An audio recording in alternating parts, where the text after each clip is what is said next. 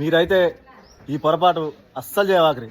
Paint అయిపోయలేదు, ఇంట్లో work అయిపోలేదు, ఏడదాన్ని ఉంది. పెయింట్ వేస్తూనే ఉండు, డోర్లు ఫిట్ చేస్తుండు, ఇతల ఆయన సైజ్ చేస్తుండు. ఇది బెడ్ పోయారంట.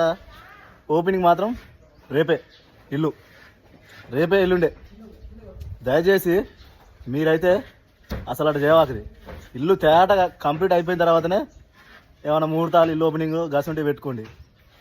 గిట్ట చేస్తే మాత్రం ఇల్లు మాత్రం ఆగం ఖరాబ్ అయిపోతుంది. పైసలు పోయే తీరే పోతూనే ఉంటాయి, వర్క్ మాత్రం నీట్గా రాదు. ఎవరి వర్క్ అయినా, మాదని కాదు, ఎవరి వర్క్ అయినా నీట్గా రాదు. హడావుడి అసలు చేపించుకోకండి, ఓకేనా?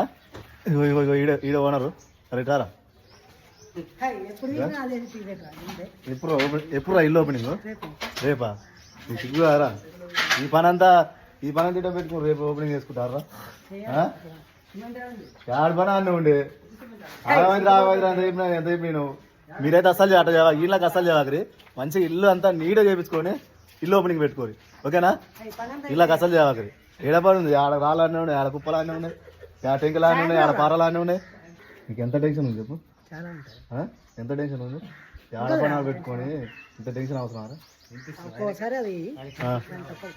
చెప్పు, నీ టెన్షన్ బాగా చెప్పు. అరే ఏడుస్తున్నా చెప్పు, నీ బాధ చెప్పురా. నీ బాధ చెప్పురా. నీ బాధ ఎంత టెన్షన్ ఎందుకు పెట్టుకునేది?